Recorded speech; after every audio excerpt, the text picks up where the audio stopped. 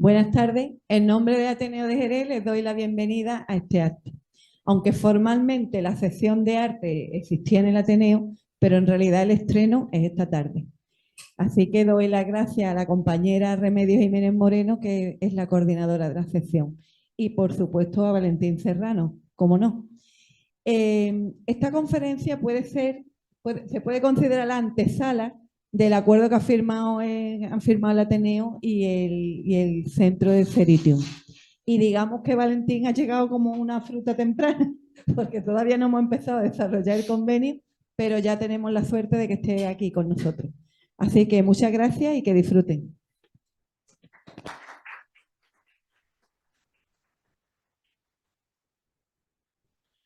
Buenas tardes. Os voy a presentar un poco el currículum que es muy extenso de José Valentín Serrano García, tan extenso que lo hemos tenido que cortar y aún acortándolo sigue siendo extenso. Él es de Cuenca, pero ahora trabaja como profesor de Geografía e Historia en el IES Iridium desde el 2016. Fue premio extraordinario de doctorado. Es doctor en Historia del Arte con, con el tema La tecnología desde la mirada crítica del cine, propuesta de ensayo humanístico, tecnológico y estético. Máster universitario del profesorado, máster en Historia y Estética de Cinematografía, máster en Correspondencia e Integración de las Artes y diploma en Estudios Avanzados. Como experiencia universitaria, ha sido profesor de pruebas de acceso de mayores de 25 años, profesor en la Universidad de Salisbury, Estados Unidos, en el 2011. Ha estado 4 años en la Universidad de Málaga. Como experiencia docente extrauniversitaria, ha sido profesor de Historia y Estética del Cine para la Asociación de Mujeres Universitarias de la UNESCO, en Marbella, en el 2016. Profesor de Cultura General en la Asociación de Culturas Integrantes, impartiendo cultura prehistórica y antigua y cultura medieval. Integrartes. Profesor de Antropología y de Apreciación Musical. Ha dado muchísimas conferencias: La mujer en el cine, la deconstrucción del superhéroe en el cine, lo que sabemos de los íberos, seminario de conferencias Las máscaras de la utopía, conferencia en el Colegio de Médicos de Málaga, El impacto de la tecnología sobre la vida y la mente, coordinador del curso El legado surrealista, también en la Asociación Cultural Integrartes. Las brujas en la antigüedad y las brujas durante el cristianismo, las huellas del arte islámico en Italia. Las publicaciones destacadas por la tesis doctoral publicada, el capítulo de las ciudades imaginarias en el libro Ciudades de Cine de la editorial Cátedra. Publicaciones diversas sobre cine e historia en la Universidad Carlos III y en el Boletín de Arte de la Universidad de Málaga. Y ha sido evaluador externo de las revistas Fotocinema y presidente de la Asociación Cultural Integrartes. Bueno, este es un currículum muy reducido porque él tiene un currículum amplísimo. Y la conferencia que vine a dar esta tarde se titula El velo pintado, antropología y arte de los colores. Va a explicar cómo durante siglos los artistas usaron a lo largo y a lo ancho del mundo una y otra vez los mismos pigmentos y colorantes. Estos pigmentos eran pocos, caros y difíciles de conseguir. Y luego también, pues la simbología que tenía el color ha sido distinta en las distintas partes del mundo y a lo largo del tiempo. Por ejemplo, antes el color azul era un color de las mujeres, lo vemos muchas inmaculadas vestidas de azul. Y ya el color de azul, el azul es un color que vemos que se le atribuye a los niños. A los niños se les viste de azul, las niñas de rosa. Y los colores, el significado ha cambiado mucho a lo largo de la historia, geográficamente y cronológicamente. Eh, Es muy probable que muchos de nosotros estemos habituados a considerar los colores como una cualidad natural de los objetos y de la realidad en general. Pero en la vida cotidiana nadie se pregunta qué significa que algo sea rojo o cuál es el significado del término verde. No sé si me he explicado. Lo repito, que estoy diciendo que normalmente nosotros damos por hecho que esto es negro, que la flor es amarillo, pero no nos preguntamos qué es el amarillo, qué es el verde, qué es el color en sí. Eso es una cosa que normalmente no nos cuestionamos, sino que damos por hecho que los colores son los colores y que están ahí, que son algo. Y a lo largo de la historia, pues se ha reflexionado sobre el tema del color desde el punto de vista científico y desde el punto de vista filosófico. Por ejemplo, lo han hecho Isaac Newton, Goethe, Ludwig Wittgenstein. Isaac Newton es el primero que desde un punto de vista científico analiza el tema del color en el siglo XVIII. Justo cuando entraban en escena nuevos pigmentos sintéticos e industriales, porque claro, siempre han sido los propios pintores los que han elaborado sus pigmentos, pues en el 18 es cuando empiezan a fabricarse industrialmente los pigmentos, cuando por primera vez se puede ir a una tienda y se pueden comprar los colores, y es en ese momento cuando él hace su teoría del color. Newton creyó que su teoría acerca de la luz blanca y del arco iris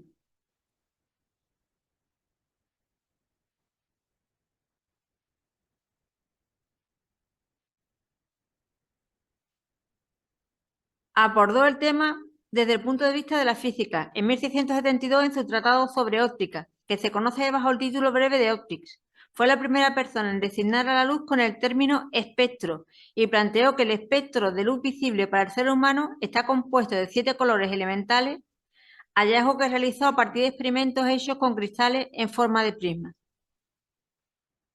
Es la primera aproximación científica al tema del color.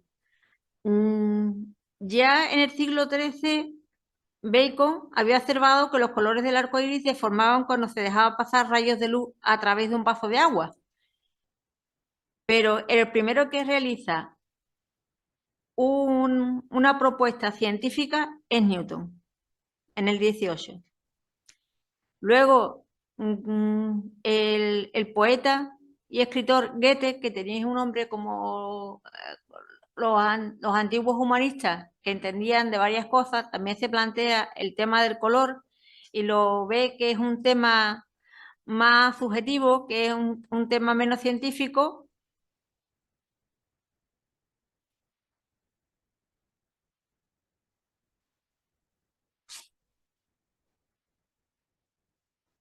Y luego tenemos las observaciones de Wittgenstein, que a la pregunta ¿qué significan las palabras rojo, azul, negro, blanco? Podemos desde luego señalar cosas que tienen estos colores, pero nuestra capacidad para explicar los significados de estas palabras no va más allá. Por lo demás, no tenemos idea en absoluto de su uso, o una idea muy tosca y hasta cierto punto falsa. Estos son los planteamientos que hay desde el punto de vista filosófico del color.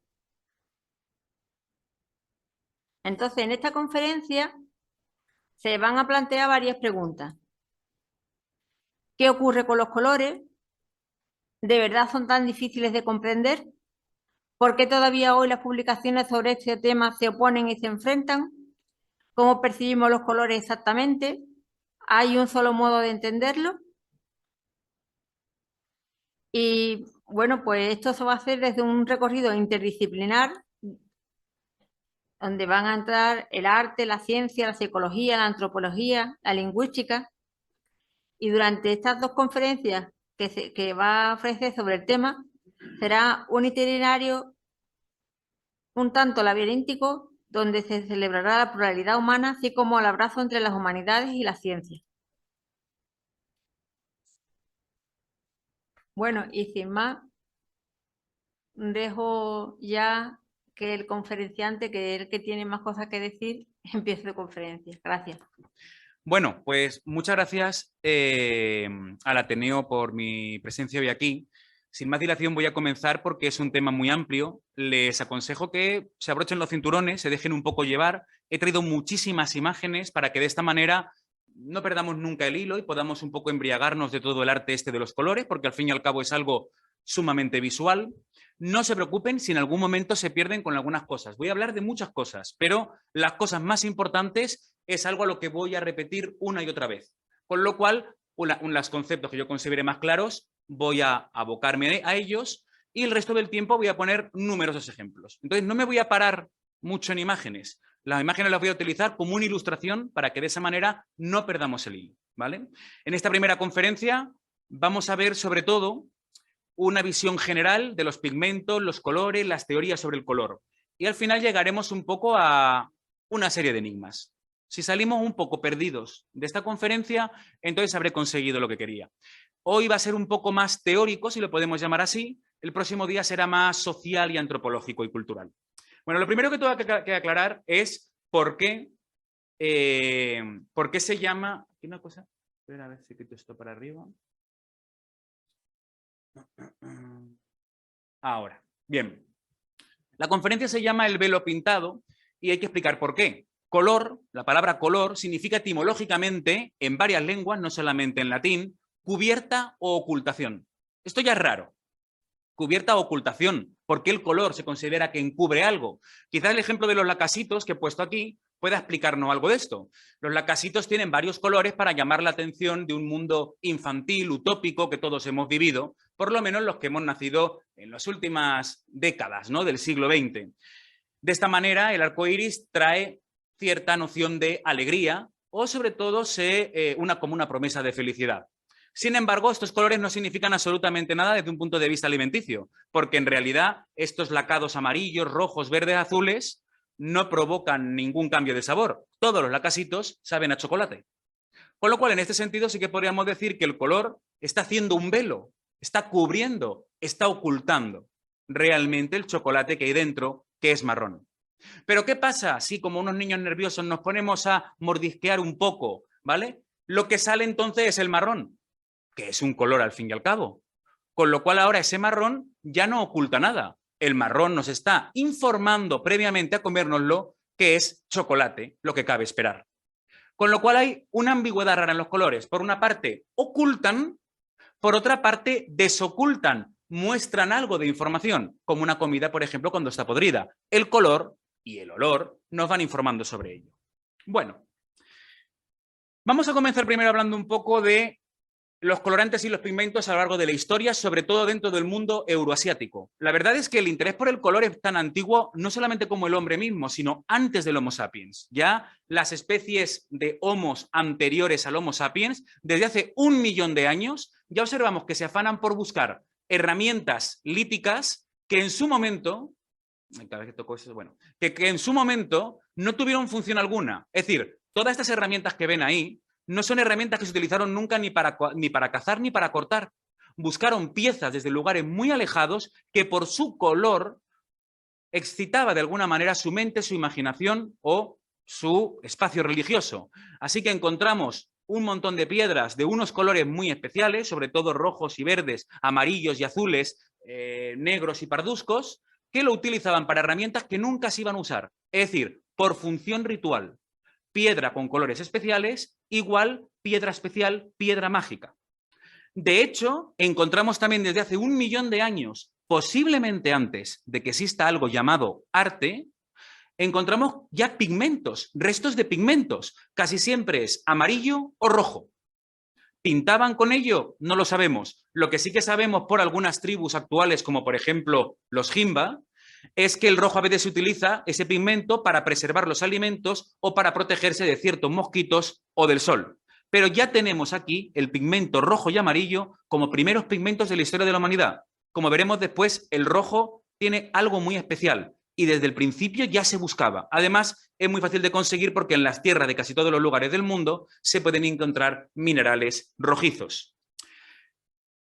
Una cosa sí que les voy a pedir, y es que distingamos pigmento de colorante.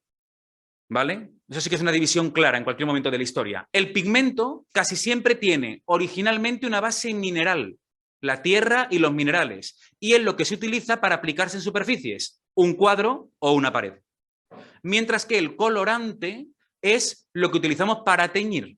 Son dos procesos completamente diferentes hasta hace unos 100 años. Ahora ya hay más semejanzas, pero siempre en la historia de la humanidad ha habido una diferencia grandísima entre estas dos cosas. El colorante, voy a comenzar por ahí, tiene que ver con los textiles. Lo que pasa es que hasta hace aproximadamente 100 y pico años, 150 años, todos los colorantes pertenecían a un gremio o escuela diferente. Es decir, cada gremio, cada taller artesanal, cada taller de química, tenía que dedicarse solamente a teñir en un color. ¿Por qué? Porque era complicadísimo. Hasta que aparecen los pigmentos industriales a partir del siglo XIX, había que especializarse en una serie de mezclas, de procesos complicadísimos que te daba un único color.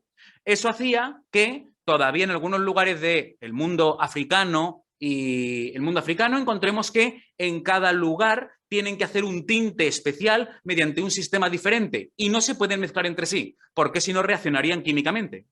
Esto explica que en la Edad Media podamos ver muchas casas medievales pintadas de colores diferentes. Eso explicaba que cada gremio, cada casa, se dedicaba únicamente al teñido de un color. Esto ocurre en muchos lugares también de Italia. Pero la división más clara que tendríamos que tener en cuenta es entre colores a partir del siglo XVIII y colores antes del siglo XVIII. Tanto en Europa, como en América, como en África, como en Asia. Los colores hasta el siglo XVIII no tienen nada que ver con los nuestros. Si no entendemos eso, nos vamos a perder. Yo a un alumno hace poco le decía de broma, si mezclamos el color amarillo y azul, ¿qué da? Y dijo él, verde. Digo, ¿eso es verdad? ¿Universalmente siempre ha sido así?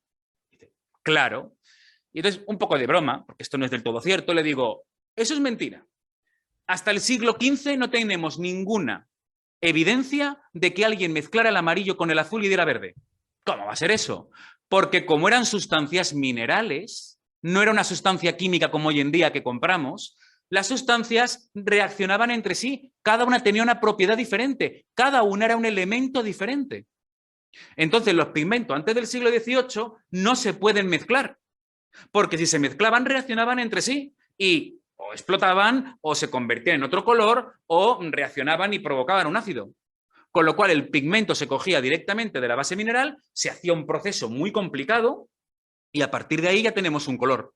Con lo cual la gente no decía existe el color azul. Existe un mineral que es azul. Y siempre que algo sea azul, sea utilizando ese mineral. Tampoco son colores concretos. Es decir, no podemos decir que existía un catálogo de colores anteriormente. Y además, otra característica, eran carísimos. Cada pigmento era muy difícil de conseguir. Este rojo, que es el rojo bermellón, que es prácticamente el único rojo que se ha utilizado en la historia de la humanidad hasta el siglo XVIII, es complicadísimo. Es una suma de procesos. De aquí sumo por aquí, ahora le pongo agua, ahora lo pongo a secar, ahora le mezclo esto, patatín, patatán, hasta que consigues el pigmento con un olor muy determinado. O sea, que no era únicamente el color, el olor que tenía, a veces el sabor o otro tipo de cosas para las que se utilizaban. Porque este tipo de pigmentos se han estado utilizando casi toda la historia de la humanidad como medicina. Fíjense, por ejemplo, aquí una diferencia visual entre colores modernos y colores antiguos. Arriba unos cascos, son unos cascos de obra. Estamos acostumbrados también a verlo en coches. Yo puedo tener un mismo coche, un Seat Ibiza, que sea rojo, amarillo, azul y verde. Esto es a partir del siglo XX. Estamos acostumbrados a pensar que los colores son cosas que podemos ponerle a lo que nos da la gana. De repente Valentín puede venir con la cara pintada de amarillo. O de repente podemos poner aquí una tela azul. Pero en el pasado las cosas no eran así. El casco tenía que ser de color verde, porque era de bronce. Y entonces, casco igual verde, bronce igual verde. No entienden que haya colores que se puedan poner a lo que nos dé la gana, por así decirlo, perdonen mi expresión, sino que cada color va unido a una sustancia y es propia de esa sustancia. Por eso, en una vidriera medieval, como nos encontramos aquí, vemos que el color es variado, no es como un coche monócromo que tiene un color siempre igual. Los colores antiguos tienen una gran diversidad. Fíjense, por ejemplo, en este cuadro. Fíjense en ese rojo. Para un pintor de esta época, ellos te dirían que aquí lo que hay es un púrpura. Ya sé que a lo mejor muchos dirán, a mí esto no me parece púrpura. Para ellos esto era un púrpura. Bien. Y dirían, todo esto es púrpura, solo que hay lugares que es más claro y lugares que está más oscurecido. No harían un catálogo en el que plantearían que por las diferencias de tonalidad hay diferentes tonos de color. O fíjense en la piel. Sin embargo, en los colores actuales consideramos que es colores como un catálogo y cuando se aplican se pueden aplicar planos en una camiseta, en una pared. Esto antes no ocurría así. Voy a reincidir todo el rato en esta serie de ideas. Para entender esto bien, vámonos a Homero, uno de los padres de la cultura, de la cultura occidental. Homero tiene una palabra que utiliza en la Ilíada y la Odisea, que es cloros. Cloros, algunos dirán, esto me suena el cloro que se le echa a la piscina o a la clorofila. La clorofila es un pigmento natural, lo tienen casi todas las plantas del mundo y provoca un color verde. Pero cuando Homero dice cloros, no está significando para nada el color verde. Él utiliza cloros 5 veces en la Ilíada y en la Odisea.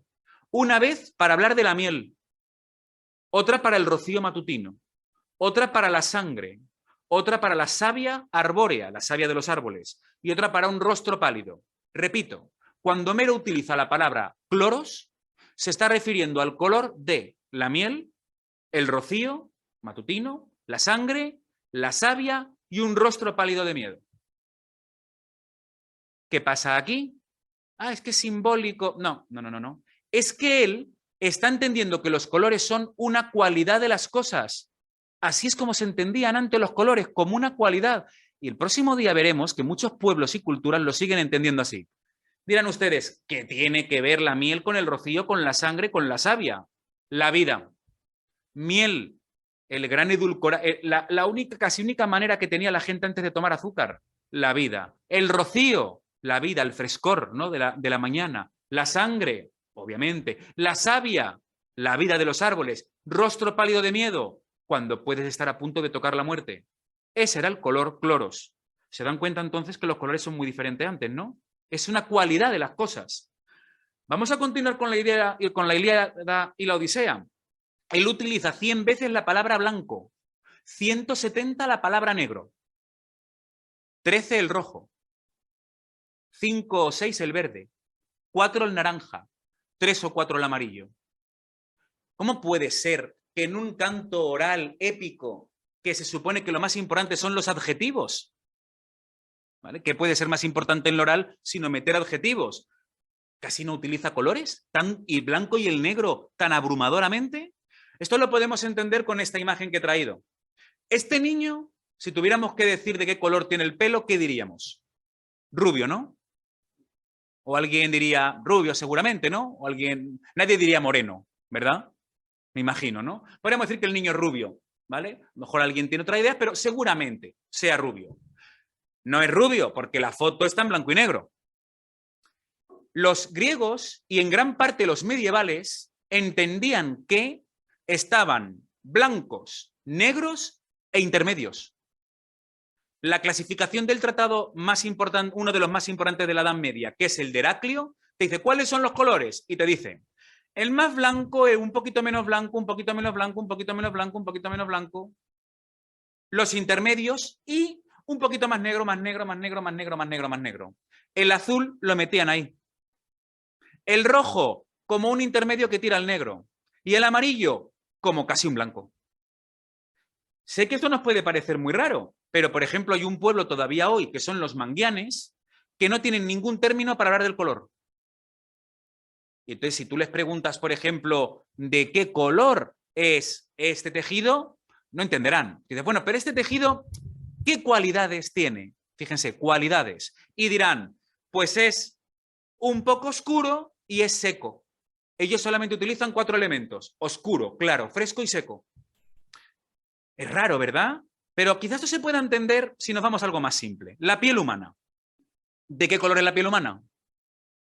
Esto no es como si yo les pregunto de qué color es mi camiseta o de qué color es la camiseta que lleva aquella persona del fondo. La pregunta es más complicada. ¿De qué color es la piel? Y cuidado porque rápidamente podemos caer en una suerte de racismo. De hecho, no hay nada más difícil que ponerle piel a muñecos o dibujos animados. En la historia de la pintura fue un infierno darle una realidad a la cara. Hizo falta que llegara una pintura llamada al óleo y hacer unas mezclas súper complicadas. Y aún así no se consigue. Porque la piel tiene un color cualitativo, depende de una cualidad, está viva, depende de nuestros órganos. De hecho, con el cabello pasa lo mismo. Nadie dice cabello amarillo, cabello verde. Decimos castaño, moreno, rubio, para indicar así que tiene algo particular el cabello, que no es lo mismo que un color industrial. De hecho, en el maquillaje ha hecho falta todo un arte para poder imitar un poco las técnicas de la pintura al óleo para así maquillar. La gente no se maquilla antes del siglo XVI. La gente se pintaba la cara. No se maquillaba. El maquillaje es cuando con la pintura al óleo se empiezan a hacer muchas técnicas complicadas para ver cómo conseguimos que la piel, que es tan difícil de domesticar, la domesticamos y hacemos así como una especie de capa. La piel tiene un montón de colores, de melanina, granos, arrugas. Entonces, ¿cuál es el color de la piel? Incluso de mi piel. ¿Cuál es el color de mi cabello? No es tan fácil como ponerlo dentro de un catálogo como si fuera un coche. Cuando en otras tribus o en el mundo más primitivo o en un mundo más anterior o en ciertas tribus que existen en el Amazonas se pintan, lo que hacen es, creen que están cogiendo las características de las cualidades de aquellos objetos que tienen ese color. Por eso incluso se ponen frutas aquí. O incluso de animales. Si colocas el azul es porque vas a ser un gran nadador. Y muchos otros colores son como para coger las características de los pájaros. ¿Vale? Así que entienden que el color tiene que ver con cualidades de los objetos, de los seres vivos. Lo mismo pasa con la cerveza. ¿De qué color es una cerveza? Podemos decir, es amarilla. Bueno, pero sabemos que no es un amarillo. Por eso le decimos que son también morenas, rubias, castañas, quemadas. Todos aquellos objetos que tengan vida, que sean minerales, que sea la piel, que sean orgánicos, quizás eso se acerca más al concepto de color que tienen los antiguos. Colores unidos a cosas.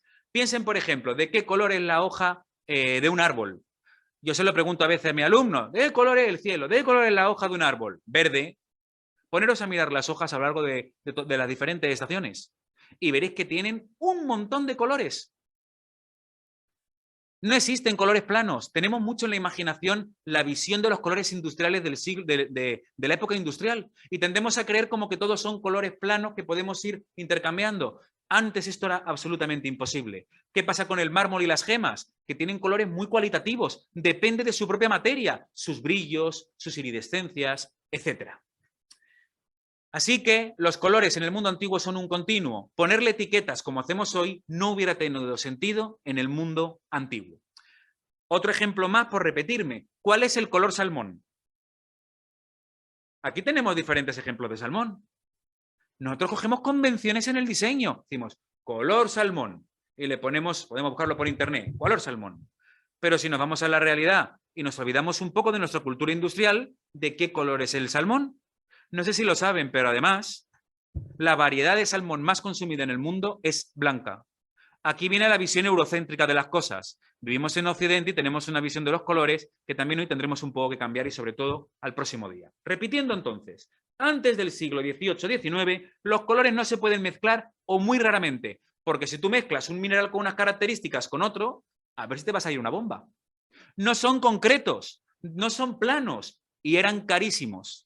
La gente solamente veía colores en las flores y si veía un día un noble, la gente iba de marrón, de telas desgastadas, nada más. Así que el mundo de los colores estaba bastante empobrecido en el pasado. Vamos, otra cosa también que tengo que aclarar antes, es que no hay 7 colores. ¿De dónde viene esto de los 7 colores? Y las 7 notas musicales, y los 7 pecados capitales, y las 7 virtudes, todo viene de lo mismo. Viene de números mágicos que se utilizan por toda Europa y por toda Asia. Tiene que ver con que la gente donde ha intentado buscar las soluciones a sus problemas y a los enigmas del mundo, en el cielo.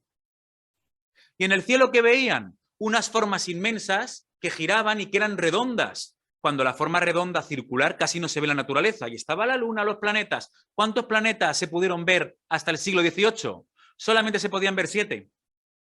Incluían el Sol, claro. Sol, Luna, Marte, Mercurio, Júpiter, Venus y Saturno, 7. Si hay 7 planetas, 7 grandes dioses, tiene que haber 7 notas musicales, 7 colores. Y así nos hemos quedado con la idea de que en el arco iris hay 7 colores. Hoy vamos a ver que no hay 7 colores. Es una visión cultural, ¿no? Vamos entonces a ver algunos pigmentos y creo que entonces va a quedar claro la importancia que tiene entender los pigmentos a la manera tradicional. Un pigmento es la carnemonía. La carnemonía se conseguía a partir de moler momias egipcias. Como la civilización egipcia duró 3000 años y todos se momificaban, había un mercado continuo de moler las momias y aglutinarlas. Así, por ejemplo, cuando un pintor tenía que pintar la piel de una persona importante, ¿cómo lo hacía? Con el color de la carnemonía. ¿Tiene sentido? Si esto perteneció a una persona viva, si un cuadro es una persona medio muerta porque en la pintura no está vivo realmente, la carnemonía es lo mejor. Fíjense la manera de relacionar las cosas. Blanco albayalde. Hasta el siglo XIX solamente ha habido un blanco. Todos los encalados de blanco que se hacían en el siglo XIX y principios del XX, por aquí, por toda Andalucía, blanco albayalde. El blanco de los pintores, desde Roma hasta Goya, es el blanco albayalde. No ha existido otro blanco. Así que una persona antes no te iba a decir el blanco, te iba a decir el albayalde o el plomo. Entendían que eso era el blanco. Si no hubiera existido este blanco, la historia de la pintura y del arte sería muy diferente, porque no tendríamos nada con lo que haber hecho mezclas. Casi todas las mezclas de colores para hacer más claro y más oscuro era con esto. Encima, un proceso complicadísimo. Y así se mantuvo hasta el siglo XX, hasta que llegó el blanco de zinc y luego ya otros. Muy venenoso además. Se cree que muchos pintores se quedaron ciegos porque les caía a la hora de pintar pequeñas particulitas. Y es posible que la duquesa de Alba, que la tenemos aquí pintada y que fue amante de Goya, pudiera morir al ingerir, una teoría, este tipo de blanco, porque se parecía mucho a una droga light de la época, el rapé, que se esnifaba como la cocaína, también blanca. Claro, y ahora fíjense qué divertido esto. El blanco de plomo, el blanco albayalde era el único blanco, pero si lo calentabas, daba un color llamado minio. Entonces ellos, ¿qué entendían? El minio es rojo, pero viene del blanco, con lo cual el minio es un rojo luminoso. Eso es una visión cultural. Como este rojo viene del blanco, pues tiene que ser un rojo luminoso. ¿Para qué lo vamos a usar? Para iluminar. ¿Para iluminar el qué? Para iluminar todos los dibujos medievales, las llamadas miniaturas medievales, que era cómo se ilustraban los libros, los códices. Ilustrar, ¿qué significa? Iluminar. ¿Y miniatura de dónde viene? No era porque eran pequeñitas. Miniatura viene de minio. Vamos entendiendo cómo funcionan las cosas, ¿no? Vamos a continuar. Lapislázuli. ¿Qué era el lapislázuli? El lapislázuli era la cosa más cara del mundo, más que el oro, más que la plata. ¿Por qué no lo utilizaban como moneda en vez del oro? Por una sencilla razón. Porque es fácil de imitar y de falsificar, no como el oro. Bueno, ¿qué pasaba con el lapislázuli? Era tan caro que si lo usas, lo tienes que usar para cosas muy especiales. Por ejemplo, aquí tenemos a San Francisco, es que no quiero tocar como creo que más o menos se ve, no quiero tocar esto porque si no se mueve un poco. Pero ahí tenemos a San Francisco de Asís en un cuadro medieval de un pintor llamado Saseta. ¿Qué hace San Francisco de Asís? Según la historia hagiográfica, él entregó su manto azul cuando se metió en la vida religiosa. Claro, ¿por qué el manto es azul? No, porque el manto era un manto. ¿Por qué es azul? Para entender que Francisco de Asís era rico y que de esa manera su entrega a los pobres es todavía más importante. La Virgen, ¿de qué color se pintaba? Azul. Claro, muchos dirán, es que es el símbolo del cielo. Bueno, ya veremos que los medievales no tenían tan claro eso de que el cielo era azul. Era porque era lo más caro. ¿Cómo va a vestir la Virgen María? De lo más caro, de azul. Fíjense las minas de lapislázuli en el mundo. La única que había en toda Europa, Asia y África estaban en Afganistán. Así que las primeras pinturas lapislázuli estaban en algunas pinturas de Budas de aquella época. Era tan caro que casi ningún pintor español en toda la historia tuvo acceso al lapislázuli.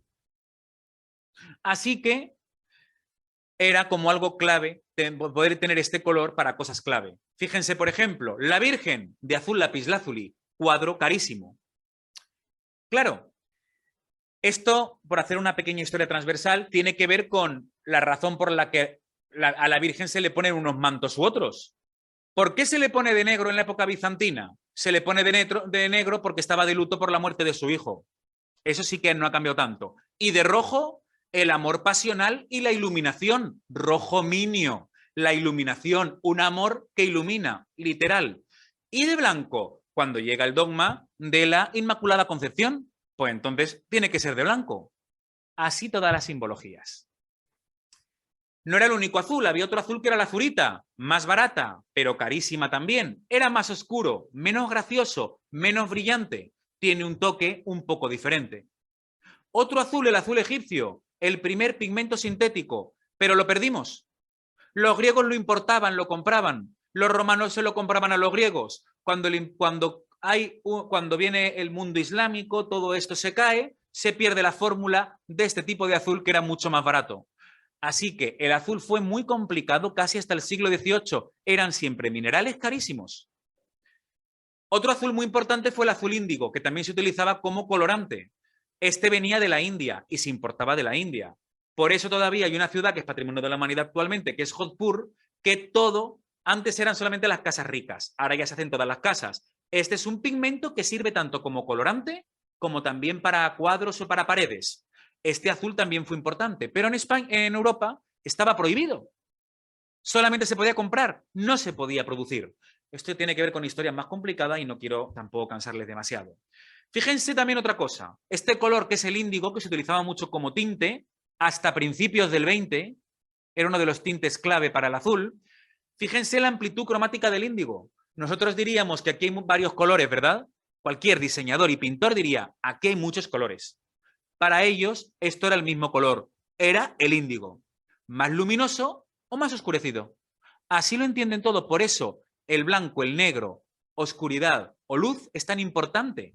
Y por eso los griegos casi dividían los colores por blancos y negros. Otro azul importante va a ser el azul Prusia, que va a aparecer en el siglo XVII, lo van a utilizar muchos pintores y también para los nuevos ejércitos. Dirán, ¿nos vas a hablar de todos los pigmentos, Valentín? Pues casi, ¿saben por qué? Porque en realidad hasta el siglo XVIII, el 95% de todos los pigmentos que se usaron en África, Europa y Asia se resumen en 12 o 13, que son los que les estoy diciendo. No había más, porque el resto o reaccionaban o luego cambiaban de color. Así que los azules prácticamente, ya les he dicho, todos los azules con los que los pintores o cualquier otro trabajaba prácticamente hasta el siglo XVIII-XIX. El púrpura. El púrpura también en el mundo antiguo es una mezcla de colores. Sirve tanto un morado como un azul, más o menos. No es la visión que tenemos del púrpura. ¿Cómo se conseguía el púrpura? Bueno, mediante un holocausto. Si matas a 250.000 moluscos, consigues 30 gramos, lo suficiente para una túnica. Todavía hay playas de Turquía infestadas de los restos de estos moluscos. Claro, era tan caro, tan complicado, que solamente lo podían llevar a partir de cierto momento los emperadores romanos. Llegado un momento, cuando llega el cristianismo, lo van a llevar los cardenales. De hecho, si miramos los mosaicos antiguos, veremos que de púrpura van los emperadores y Cristo. Cuidado con el color. Los colores van cambiando con el tiempo, van reaccionando químicamente. Aquí les puede parecer que el emperador, que es el que lleva la corona, va de azul. Es un púrpura, solo que se ha clareado con el tiempo. No vemos ningún color tal y como era en su época. Ninguno. Insistiré en esto el próximo día. Y aquí Jesucristo va de púrpura, incluso el pelo lo tiene púrpura. Se ha amarronado un poco por las reacciones, pero es un púrpura en realidad y todavía se puede ver el matiz púrpura.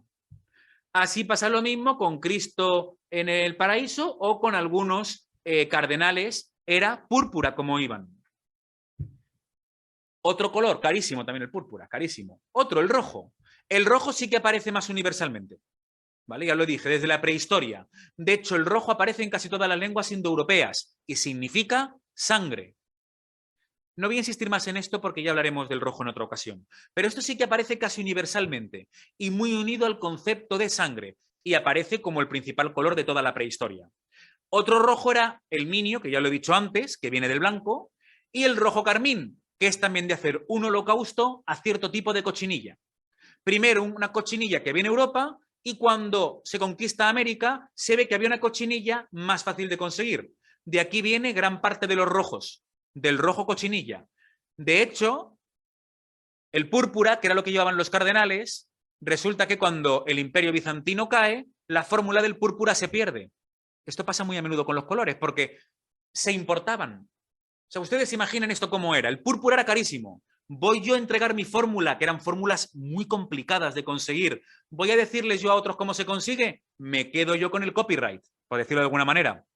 Cuando el Imperio Bizantino cae, agarrados no quieren dejar todas las fórmulas complicadas para conseguir el púrpura. No es tan fácil como coger al molusco y matarlo. Hay que hacer muchas cosas. ¿Qué ocurre entonces? Nos quedamos sin la fórmula del púrpura.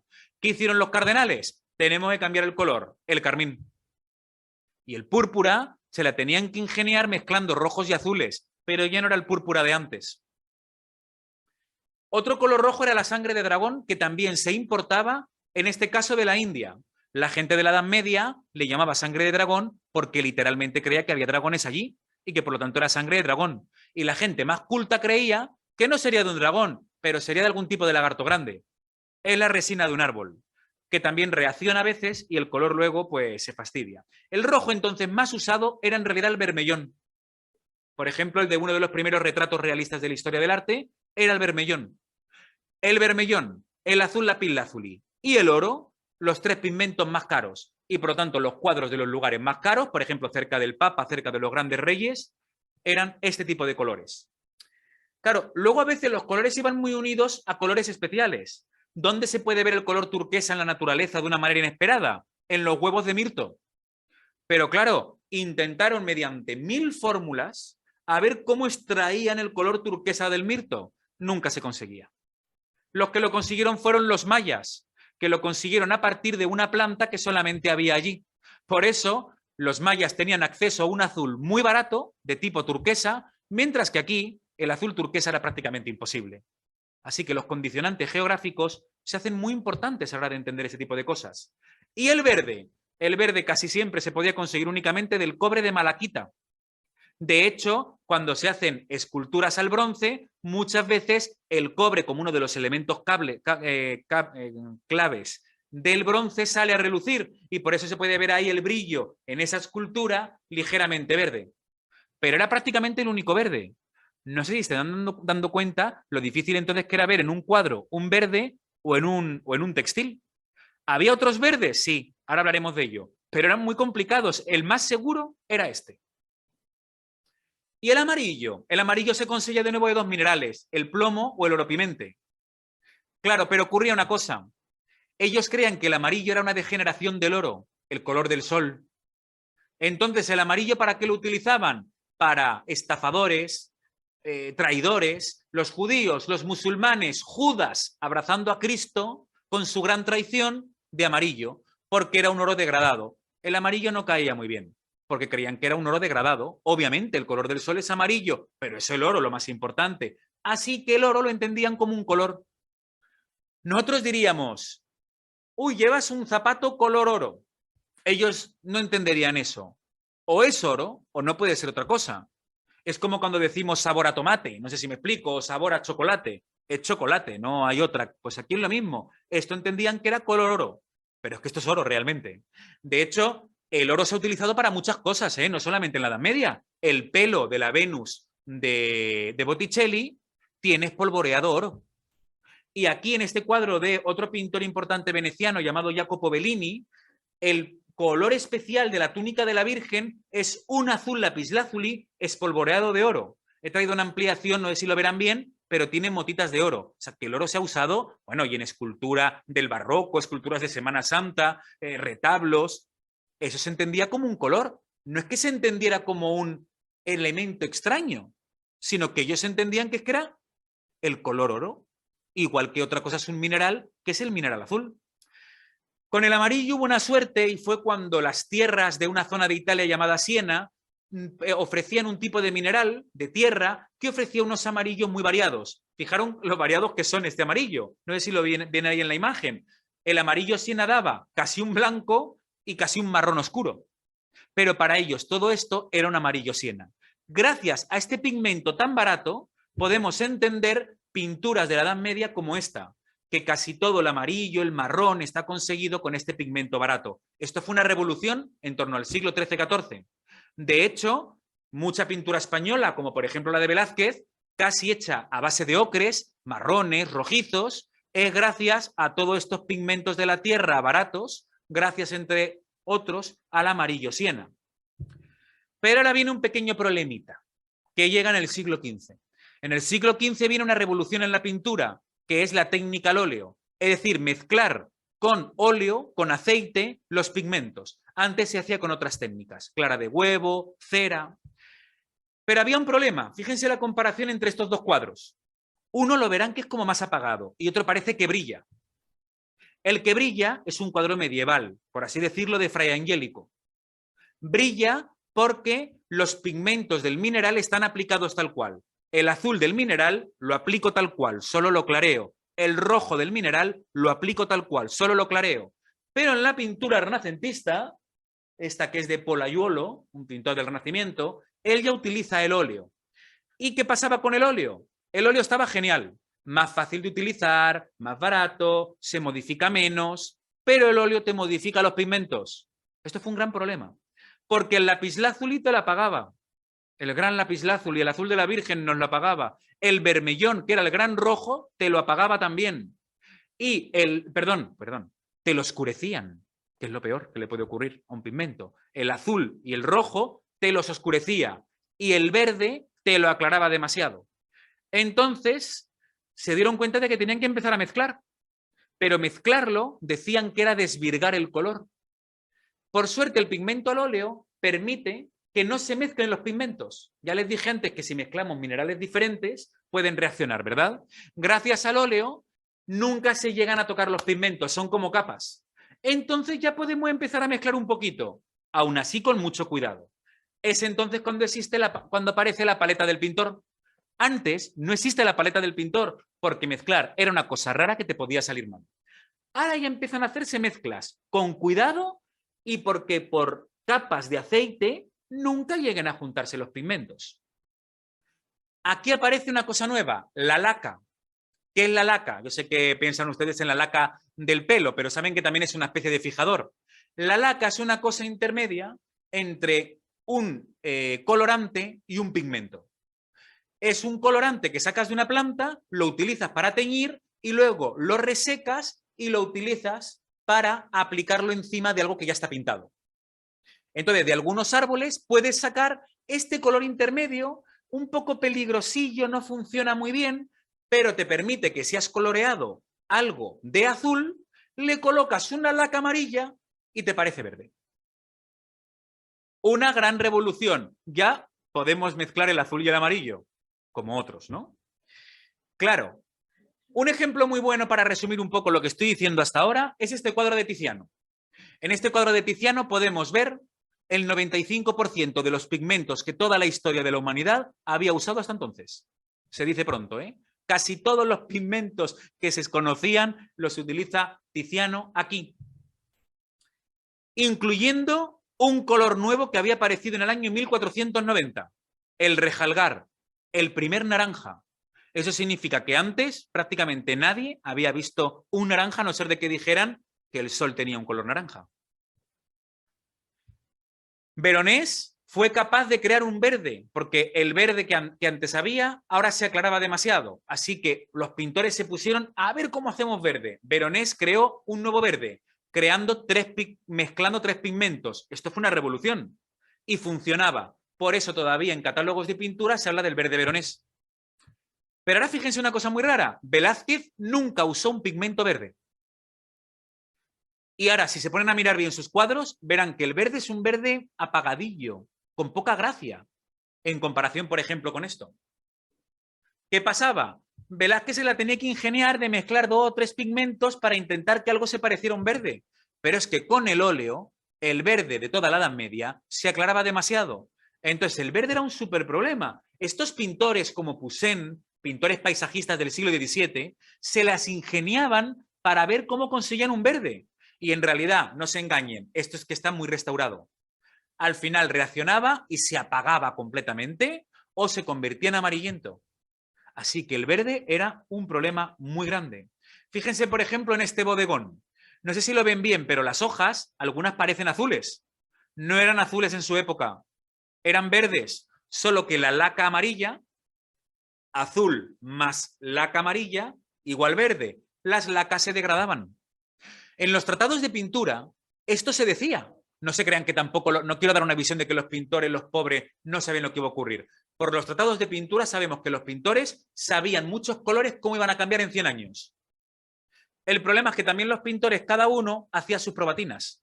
Entonces, cuando hacemos restauraciones, nunca sabemos a ciencia cierta o casi nunca cuál era exactamente o el color original o cuál quería realmente el pintor, porque esto de las mezclas confunde mucho. Fíjense en otra cosa rara. En toda la época del siglo XVII y XVIII, lo que llamamos el barroco, las pinturas son muy rojizas. Las pinturas del barroco son más bien así, siglo XVII, siglo XVIII. Sin embargo, si nos vamos a Sudamérica, nos encontramos con un cuadro así, todo muy azul. ¿Qué ha pasado aquí? ¿Se acuerdan cuando les dije que los mayas tenían un azul muy barato? Estamos en Sudamérica y los mayas y la población de ahí siguen relacionando el azul con el color del otro mundo. Entonces, ¿dónde colocar a la Virgen? ¿En un lugar de rojizos, de colores cálidos, a lo Murillo? No. Si encima tenemos un azul tan barato, pues colocamos el azul maya aquí. Y así nos encontramos con cuadros en esta época con un azul que difícilmente vamos a encontrar aquí, porque los azules eran carísimos. Otros casos particulares son el de Rembrandt. Rembrandt, por ejemplo, era una persona que vivió muy pobre. No sé si esto lo saben ustedes, pero Rembrandt, que es un pintor muy afamado, sin embargo, murió pobre. Y ahora háganse la siguiente pregunta con lo que les estoy diciendo. ¿Cómo pintaba Rembrandt si era pobre? Si me estás diciendo que los pigmentos eran carísimos. Pues ahora van a ver que Rembrandt es mucho más sorprendente de lo que nos podemos haber imaginado. Rembrandt tenía pigmentos muy pobres. Lo sorprendente es que con pigmentos pobres hizo lo que hizo. Y efectivamente, si lo comparamos con pintura italiana, cerca del papado, cerca de Florencia, cerca donde había el dinero, verán que la comparación es muy llamativa. ¡Qué brillo los colores de estos lugares que están en lugares que había dinero! Muchas veces en la historia del arte quizás estamos un poco engañados. Hay obras que nos parecen que son grandes obras porque ya el pigmento era caro y llama mucho la atención. Y a pintores como, muchos pintores como Velázquez, Rembrandt, Goya, estuvieron poco valorados en su época. ¿Una razón cuál era? Los colores, en parte. Rembrandt consiguió con colores muy pobres hacer cosas sorprendentes, pero le falta todos los potentes coloridos que podemos ver aquí. Fíjense, esto es un pintor de segunda, tercera fila. ¿Ven que los colores llaman mucho la atención aquí? Él tenía acceso a colores caros. Bien, cuando llega el siglo XIX la cosa comienza a cambiar. Delacroix, este pintor, tuvo acceso a más pigmentos que ningún otro pintor de la historia. 25. La paleta más grande jamás conseguida. Turner lo mismo. Ya utilizaban pigmentos que empezaban a aparecer nuevos. Aunque había un problema. Turner llamaba la atención porque utilizaba todos pigmentos nuevos. La mitad de sus cuadros ha reaccionado a este tipo de pigmentos nuevos y se encuentran en un estado lamentable. Las restauraciones prácticamente han tenido que inventárselo. Estos son los colores de un Turner que se ha conservado. Esto de un Turner antes de una restauración. No te podías fiar de los pigmentos nuevos porque todavía no estaban testados ni comprobados. Poco a poco van entrando los pigmentos nuevos y los colores van cambiando. Por ejemplo, los prerrafaelitas ya se ve un tipo de brillo muy particular. Los impresionistas son clave. Los impresionistas ya, más del 80% de sus pigmentos son pigmentos nuevos. En todo esto que les estoy diciendo hasta el siglo XIX, los pintores trabajaban junto a los farmacéuticos y a los especieros. Lo que esto significa muy literal. Los pigmentos se utilizaban como medicamento. Todos los estudios que había con pigmentos servían tanto para la medicina como para la pintura, como para teñir. De hecho, la Bayer era una empresa tanto de pigmentos como de medicamentos. De hecho, podemos decir que toda la gran innovación de pigmentos que ocurre en el siglo XIX, a finales del siglo XIX, es un trabajo conjunto de artistas, químicos y farmacéuticos. La gran revolución química, médica y pictórica que se ha dado en el siglo XX se debió en parte al estudio de los pigmentos. Quizá más importante todavía que en el mundo del arte. De hecho, varias cosas. El rojo Congo se utilizó hasta el 1930 contra el reumatismo y la difteria. El amarillo de acridina como un antibacteriano. El tinte de floreceína como desinfectante. Eran los mismos colores que estaba utilizando Manet o Monet o Renoir. Pero cuidado, que todavía a principios del siglo XIX muchos pintores seguían utilizando los pigmentos antiguos. ¿Saben cuál era la empresa que más dinero le daba a todo el mundo hindú y chino todavía a principios del siglo XIX? El comercio con el índigo. Hay un libro de literatura de Thomas McCarthy, un escritor americano actual, que es una historia muy curiosa, un poco fantaseada, que te plantea que en la Primera Guerra Mundial la culpa fue por este color. Y en parte es verdad, no me puedo desarrollar en esto, pero simplificando mucho, todos los ingleses tenían todo el tráfico del índigo, que era el azul más barato todavía en esta época, hasta que los alemanes crean un tinte sintético que es el mismo azul en el año 1914. Los ingleses se niegan, porque están en guerra con los alemanes, a coger ese tinte más barato y siguen con la importación. Hasta que en el año 1916 el Ministerio de Guerra le dice a los ingleses: tenéis que cortar con todo el comercio con el índigo. Eso significará el hundimiento económico de China y de la India. No hay otro remedio. Estamos en guerra contra Alemania. Y esto es una de las razones del gran hundimiento, entre otras, que tuvo las zonas de India y China a principios del siglo XIX, desde el siglo XX. Y no estoy exagerando, por un pigmento. Llega el siglo XIX y XX y ya es cuando aparece lo que hoy en día estamos acostumbrados, todos los pigmentos industriales. Con algunas excepciones, Cézanne, uno de los padres de la pintura moderna, dijo: no pienso usar ninguno, no me fío todavía de ellos. Hizo bien. Casi todos los cuadros de los impresionistas ha habido que restaurarlos con mucho cuidado. Hacía falta más tiempo para ver cómo reaccionaban químicamente. Es a partir del 1920 cuando esta prueba irrefutable les va a demostrar que ya estamos en la época de los pigmentos industriales. Yo, con una camiseta, los tonos de color y de brillo son iguales a las de las señoritas de Aviñón. ¿Ven? Casi me puedo aquí camuflar. Ya estamos en el mundo moderno, ya el pensamiento ha cambiado y ya Matisse utiliza colores industriales. Fíjense la diferencia, un cuadro del siglo XVI, un cuadro con pigmentos del siglo XX. Hemos cambiado completamente. Y cuando aparecen los acrílicos, otro efecto, frialdad, anestesia. O cuando aparecen las quinacridonas, que es, por ejemplo, el color que se utiliza en los cromas de los coches, ¿no? Ya tenemos otro tipo de pigmento. Bien, esto creo que nos ha dado muchas ideas, pero tenemos que ir viendo esto ahora desde otra perspectiva. Agárrense ahora del cinturón. Voy a intentar ser breve, pero les tengo que mostrar muchas cosas. ¿Cuáles son las teorías sobre el color? ¿Qué es el color? ¿Cómo funciona? Vamos a ver si empezamos a entenderlo. Primero nos tenemos que ir a los padres de la filosofía occidental porque es la base de todo, Platón y Aristóteles.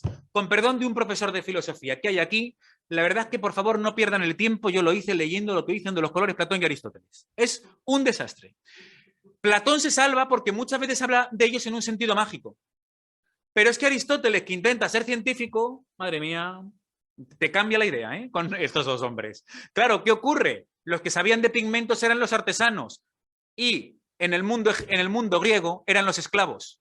Cualquier esclavo griego le podría haber dicho unas cuantas palabritas a Platón y Aristóteles sobre los colores. Claro, pero ¿no decían nada? Sí.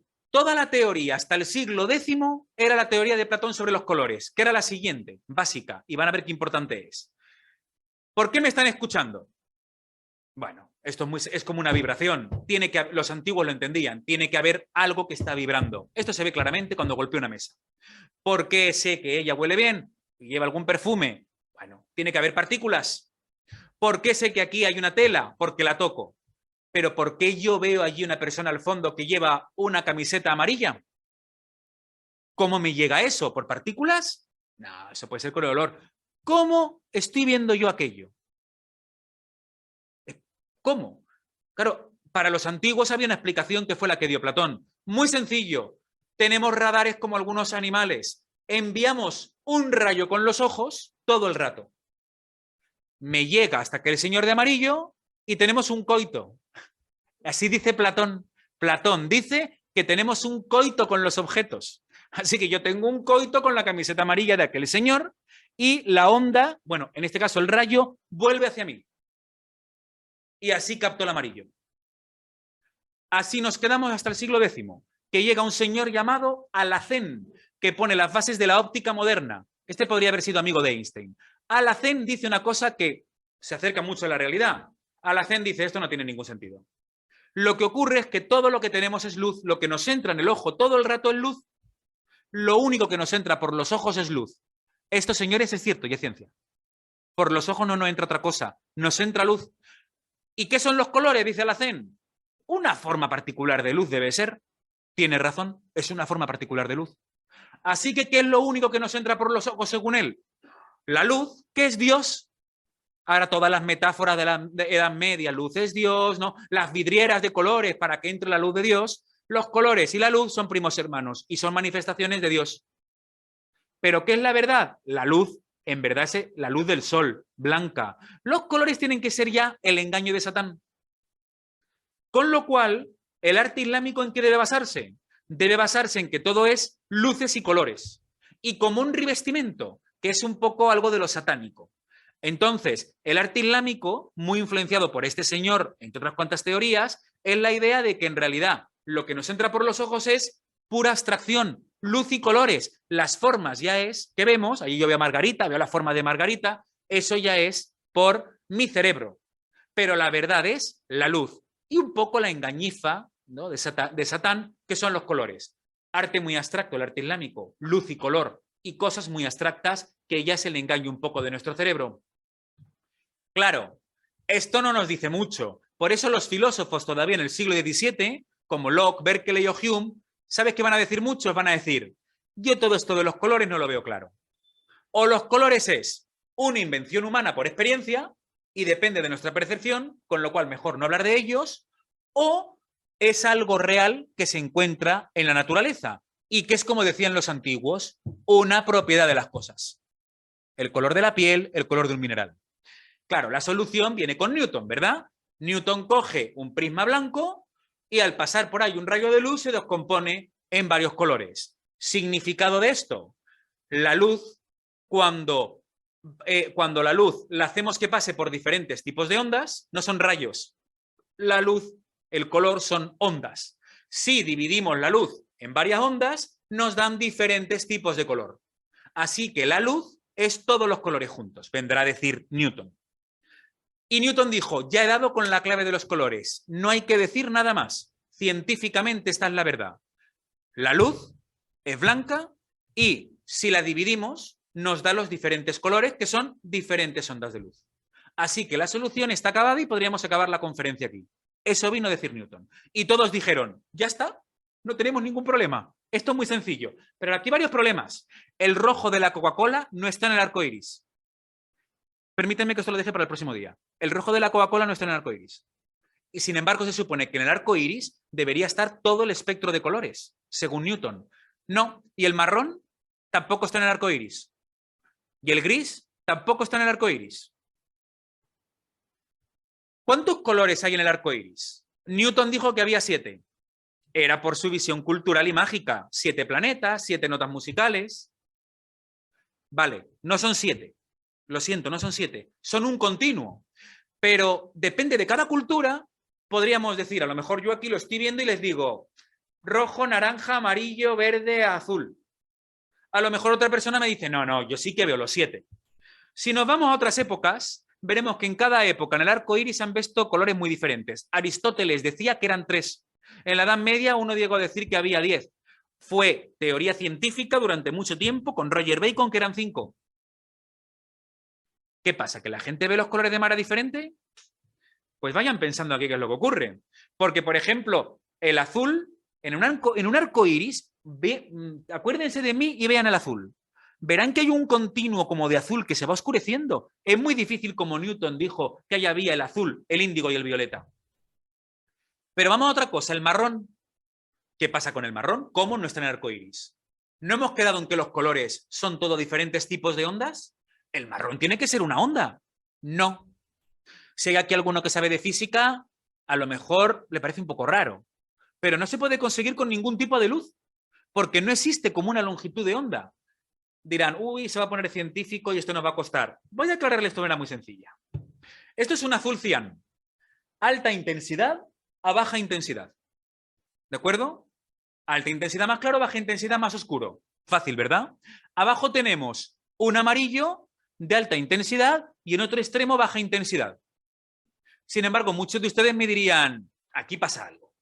Con el azul yo te compro, que uno es un azul claro y otro es un azul más oscuro. Pero ahí no, hay un amarillo y hay un marrón. El marrón no es una única longitud de onda, es un color policromático, depende de un contraste y tiene que ver con la percepción psicológica humana. Problema para Newton. Muchos colores dependen de nuestra percepción. ¿Por qué al marrón, por qué al azul lo podemos llamar azul oscuro y al marrón no lo llamamos amarillo oscuro? Esto es un enigma un poco antropológico. La antropología tiende a decir que eso es por un problema que tenemos con las heces, con la caca. Es tan impactante, tan importante para todos los seres humanos que expulsemos algo marrón que parece que nuestra mente le ha dado una categoría especial a lo que sería un amarillo oscuro. Sencillamente. En Newton esto no pudo dar una explicación. Dijo, pues el marrón no existe.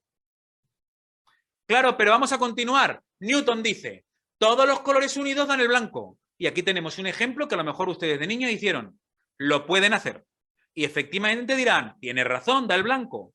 Pero aquí hay un problema. Si unimos todos los colores, o colores clave, vamos a coger los primarios, rojo, verde y azul, en luz da el color blanco. Pero si lo hacemos con pigmentos, un lápiz rojo, amarillo, azul, verde, uno tras otro, ¿les da blanco? Le va a dar prácticamente un negro. Le va a dar un gris muy oscuro. Newton no pudo dar una explicación para esto. La dio otro científico, Maxwell, uno de las tres grandes mentes de la física junto con Einstein y Newton. Maxwell va a decir, ay, es que hay un pequeño problema. Y atención, es que en la luz que me está dando aquí, que ya me empieza a estar un poco molesta, pero pues la luz, claro, en la luz, no, está bien, está bien. En la luz sí que es verdad que la luz es el conjunto de todos los colores y que la puedo dividir en diferentes colores. Bueno, no en todos, no está el marrón, no está el rojo Coca-Cola, no está el gris, bueno, en fin, pero de muchos colores. Pero cuando estamos con sustancias químicas, las reglas parece que son las contrarias. ¿Por qué? Aquí lo podemos ver. Voy a levantar un momentillo, es que no quiero tocar esto mucho. Mirad. ¿Esto por qué es rojo? Porque la sustancia absorbe el azul, el verde, el naranja y expulsa el color rojo. ¿Por qué esto es verde? Porque expulsa el color verde. ¿Por qué una planta es verde? Porque se traga todos los colores menos el verde. ¿Lo entienden? Así funcionan pigmentos. O sea, una norma para la luz y otra norma cuando estamos con pigmentos. Esto tiene muchos problemas, ¿eh? Ya que aquí hay un filósofo, por como mínimo, les voy a hacer ahora una pregunta. ¿De qué color es un tomate típico de Mercadona? Claro, y usted me dirá, la primera, a ver, rojo, ¿no? Y si yo les dijera, es todo menos rojo, rojo es lo que rechaza. Pregunta filosófica. Por suerte, no voy a ser tan maquiavélico y no voy a ir por ahí. Voy a continuar. Claro, ahora llega aquí otra persona, nuestro amigo Goethe, poeta, y Goethe dice que lo de Newton no le convence. ¿Vale? Y entonces Goethe dice, la percepción del color es subjetiva. Tiene que haber unas normas que tienen que ver con la percepción subjetiva. Y entonces él dice una cosa muy curiosa. Al principio van a decir, no puede ser. Cada vez que vemos un color, en realidad estamos viendo lo opuesto. Claro, la gente se dividió a favor de Newton o a favor de Goethe. Los artistas, los literatos, los poetas a favor de Goethe. Los científicos a favor de Newton. Claro, ¿cómo que cuando vemos un color vemos al contrario? Esto no tiene sentido. Sí, sí que tiene sentido. Pónganse un fleso de luz esta noche cuando lleguen a su casa. Un rato, que les moleste. Ustedes se ponen así y dicen, me voy a acordar yo del Valentín con la conferencia. Pero ustedes pongan así un rato. Y luego cierren los ojos un rato. Y el color que van a ver es el azul. Amarillo de fleso, un amarillo, una luz amarilla, lo que van a ver es el azul. Ahora después entenderemos esto mejor. Entonces él dice, estamos todo el rato viendo los colores opuestos. Esto es un poco extraño, ¿verdad? Pero ¿por qué utilizan el rojo y el verde los ópticos? Porque son los colores que más nos contrastan. Porque nuestro cerebro es como si dijera, uy, el rojo y el verde y el rojo es lo que más tengo que separar. Vamos a ver, eso sí lo vamos entendiendo. Aparece en esta época otra teoría y dice, a ver, nuestros ojos solamente tienen capacidad para captar 3 colores. Y aquí aparece la teoría que los pintores conocen, los colores primarios y secundarios. Los ojos captan el rojo, el verde y el azul. Así que esos son los 3 colores verdaderos. El resto son mezcolanzas que hacemos nosotros con los ojos. De hecho, este proyector se basa en el rojo, el verde y el azul. Y así conseguimos esto. Los descubrimientos del año 1950 con la retina le dieron la razón de partida. Efectivamente, nuestra retina solamente está preparada para ver blanco y negro, o sea, luz-oscuridad, y rojo, verde y azul.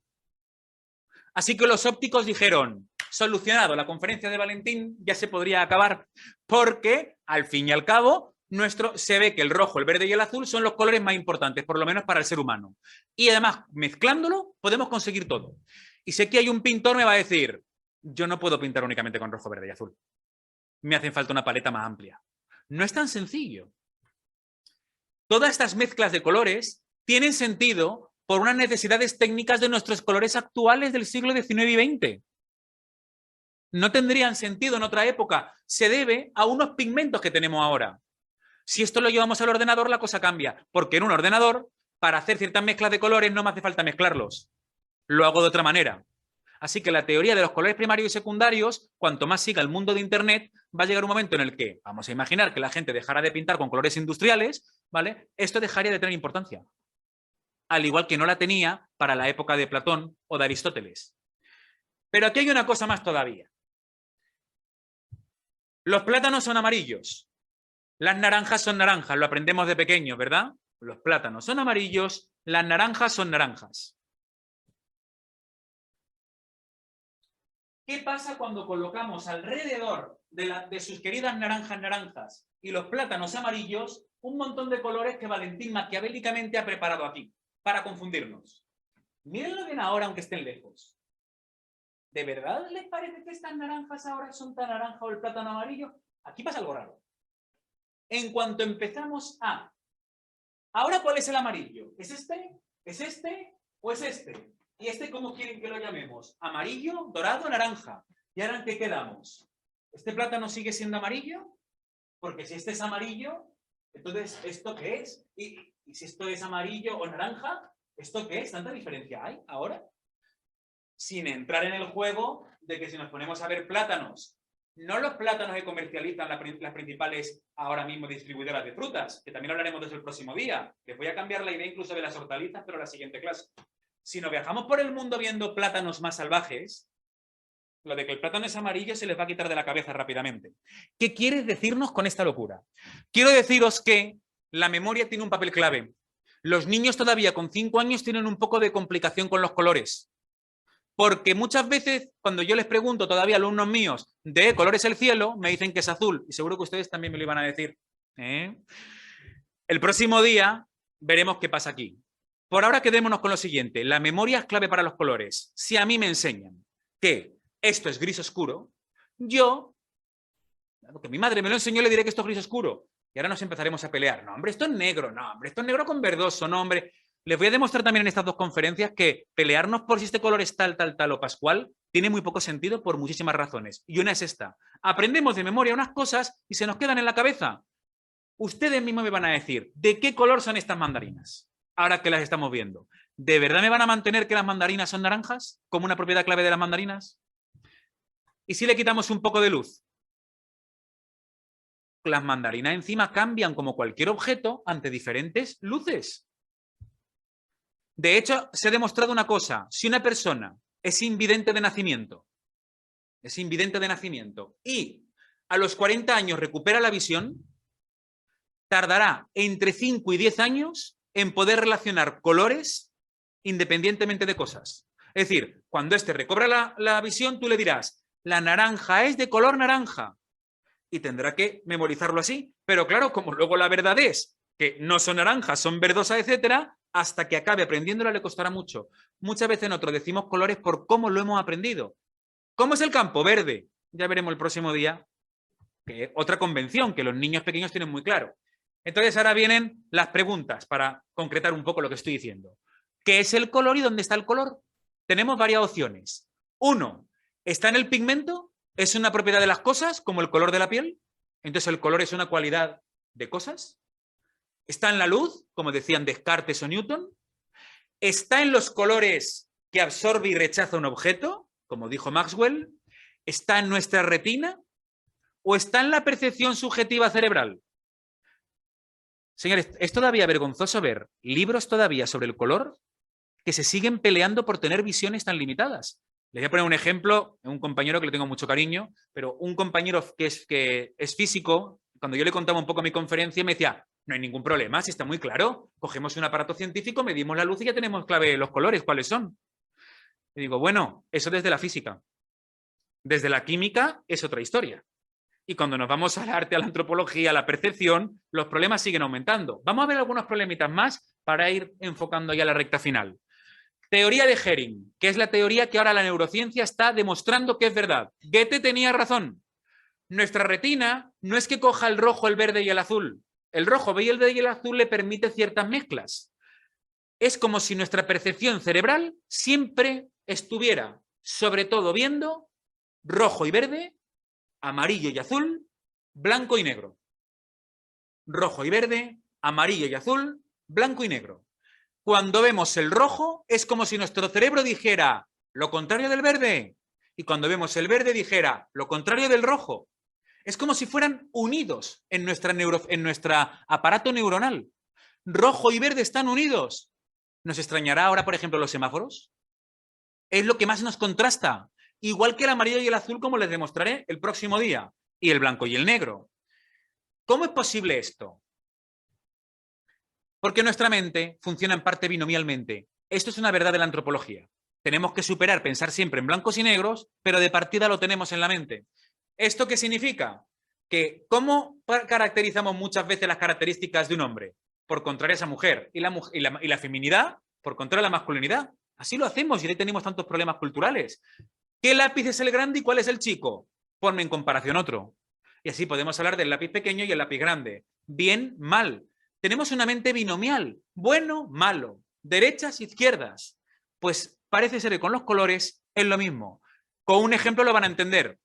¿Por qué en gran parte los médicos todavía hoy visten, sobre todo los cirujanos, de un color turquesa?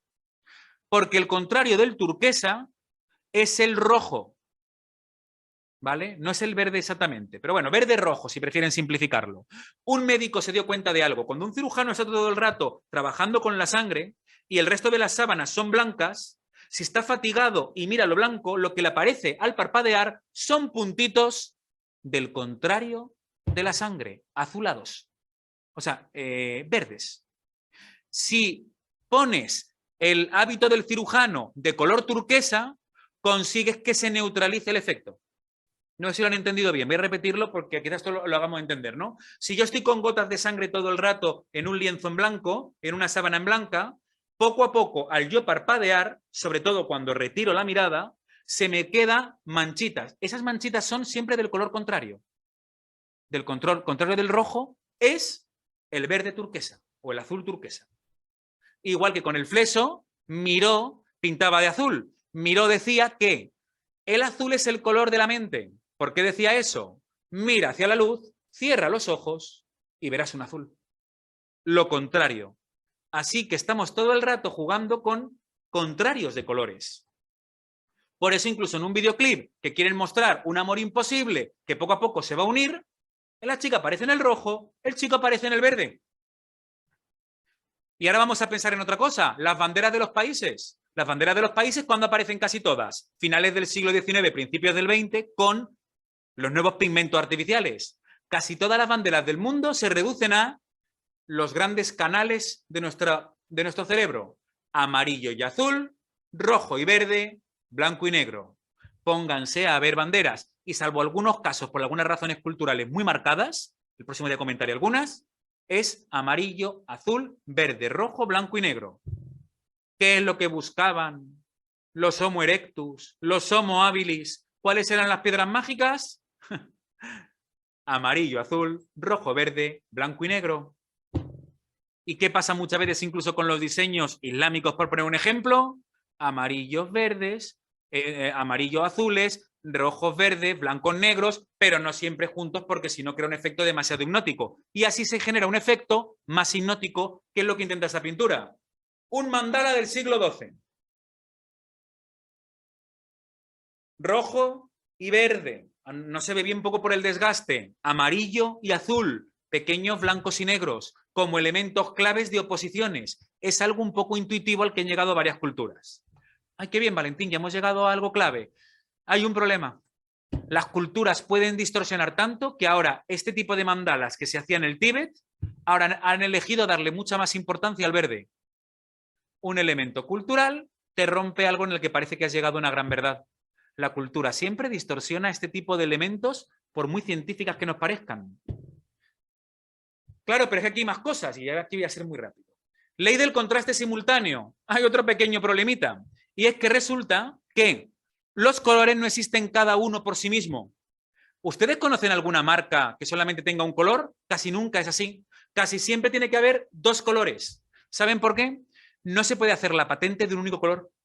No es posible. Se intentó. Siempre falla. Porque por mucho que tú midas con un aparato científico las ondas de ese color para decir este color es justo una velocidad de onda, una amplitud de onda, si tú colocas un color al lado, ya este está modificando al anterior. Aquí, por ejemplo, podemos ver cómo un mismo color, aquí podemos ver cómo este color y este es el mismo, como está en un diferente fondo cambia. Vamos a poner ejemplos más claros. Estos grises son el mismo, pero llaman más la atención en unos sitios que en otros. Lo mismo pasa aquí. Cuanto más se fijen, y esto si no háganlo ustedes, más verán que el color cambia en brillo, en intensidad, en saturación. Así que cada color depende del color que hay al lado. Esto, por ejemplo, cuando sale esta teoría de la ley del contraste, de que cada color depende del otro, entonces aparecen los impresionistas. Y los impresionistas dicen, maravilla, vamos a hacer todo el rato poner los colores que más contrasten. Así los colores de repente eran muy llamativos y todo el mundo quería comprarlos. El rojo de este sol salta potentemente porque es justo el complementario del azul, naranja con respecto al azul. Así que salta más y coge un color más intenso gracias al azul que tiene al lado. Pero claro, llega también un momento en el que estas teorías, como te las lleves demasiado a la radicalidad, se te va la olla directamente. Como la luz del sol, decían, era amarilla, las sombras, ¿cómo son? Para que lo sepan, el complementario con el que más resalta el amarillo es con el violeta. Entonces dijeron, las sombras violetas. Y entonces los críticos decían, se les ha ido la cabeza con el violeta. Las sombras violetas. A esta época se le llamó la moda violácea. Tampoco te lo puedes tomar tan a ultranza y tan radicalmente una teoría de estas. Sirven para ayudarte. Como intentes rápidamente convertirla en una ley, vas a empezar a exagerarlo y algo no te va a funcionar. Las sombras no son violetas. Claro.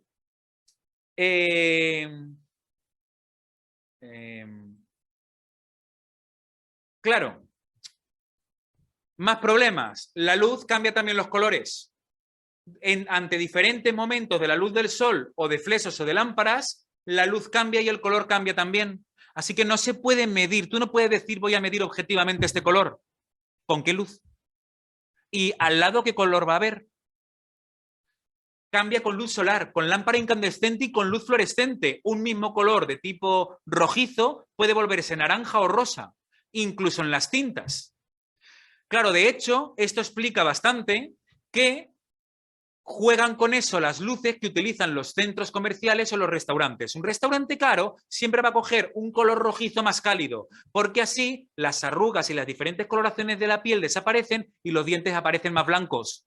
Mientras que en un lugar de comida rápida como un McDonald's que quieres que comas y te vayas rápido, o ante un Mercadona a lo mejor que quieren que compre y tampoco te esté mucho tiempo, pues no te mires demasiado en el espejo, porque se van a ver mal los dientes amarillentos, arrugas y diferencias en el color de la piel. Otro problema más. Hay objetos que cambian no solamente por la luz, sino por el producto químico que tienen. Esto pasa con ciertos textiles, que ante una diferente luz, el color no cambia, pero, dependiendo del objeto, por la sustancia química que tiene, cambiará o no cambiará. Y ya no es por la luz, es por la reacción química que tiene. Esto muchos pintores lo sabían, como Miguel Ángel, y se fijan aquí, Miguel Ángel ya entendía que dependiendo de la luz, un traje que podía ser rojo se podía convertir en naranja, o uno que era blanco se podía convertir en verde.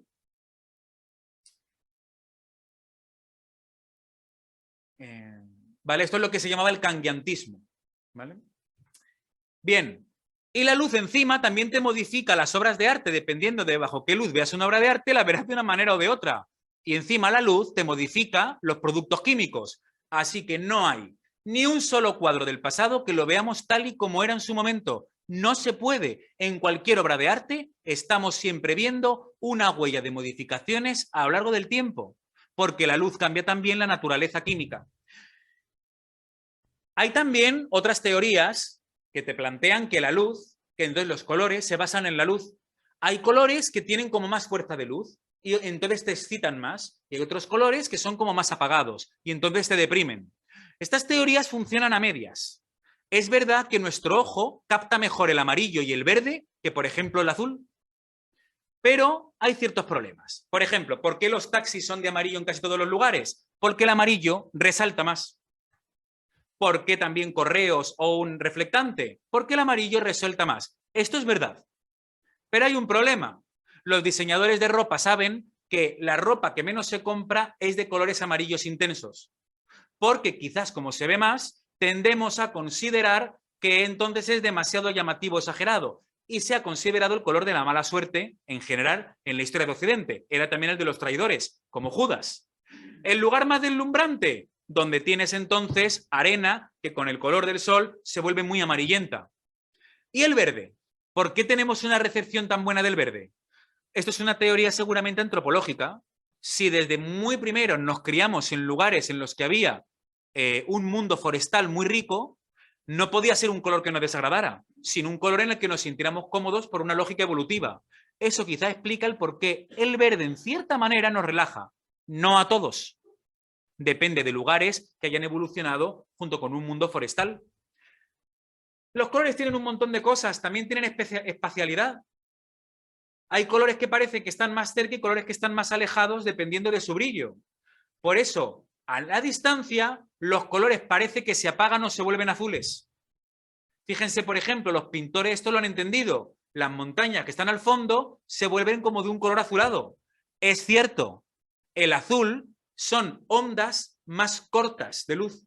Es como si algo se alejara. Las estrellas que se alejan en el universo, digamos que tienden hacia un azul. Las que se acercan hacia el rojo. Así, por ejemplo, los pintores tendían a convertir en azul las cosas que se encontraban alejadas, hasta que llega un momento en el que se convierte en una convención cultural y ya empezamos a exagerarlo. Hasta que, incluso las fotos, para que parezcan más bonitas, le pasamos unos filtros, incluso Instagram ya te lo hace muchas veces, para que todo lo que está alejado ya sea demasiado azul porque queda más bonito. Tampoco nos pasemos.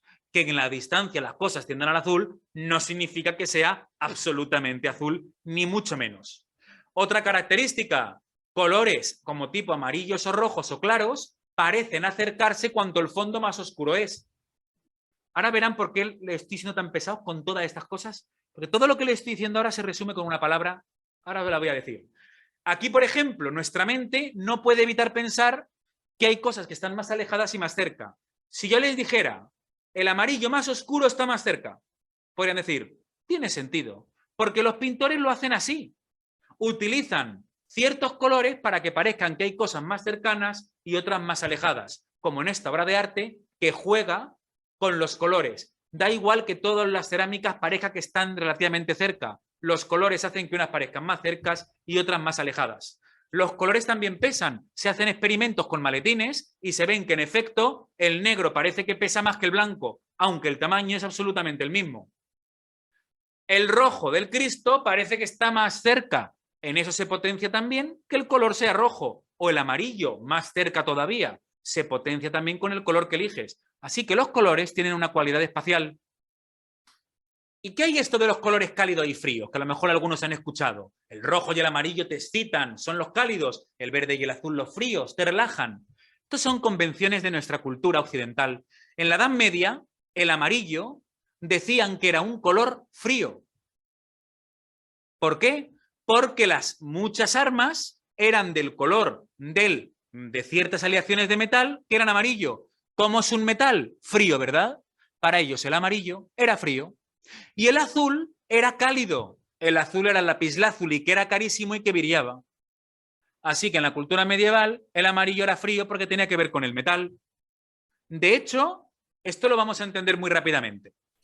¿Es verdad, por ejemplo, que colores como el rojo tienen unos significados innatos? Vamos al rojo, que es el candidato ideal. Color de la sangre, del sexo, de las partes sexuales, son rosadas. Color de la sangre, el peligro, de animales peligrosos. Incluso ciertos cuentos internacionales, como por ejemplo el de Caperucita, utilizan el rojo como un símbolo de peligro. ¿Podríamos decir entonces que el rojo va unido a una sensación de peligro? Yo le digo a mis alumnos, cuando un niño, imagínense Adán, si es que existió, ¿no? Imagínense un pequeño Adán. Adán está muy contento corriendo y se cae. Se hace una herida, pupa, daño, rojo.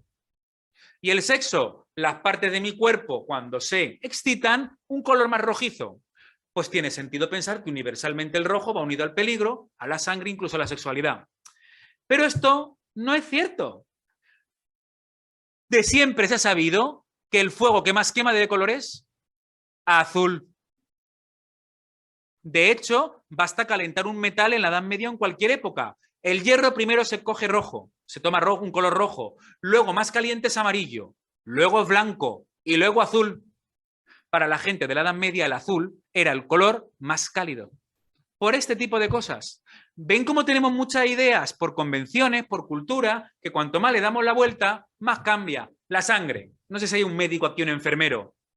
¿La sangre es roja únicamente? Estos son diferentes tipos del color de la regla, de la menstruación. Son diferentes tipos de rojos de sangre.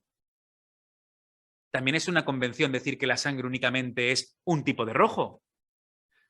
El rojo excita, es el color del nerviosismo. ¿Un atardecer de otoño les parece excitante y nervioso? ¿O puede ser tranquilizador?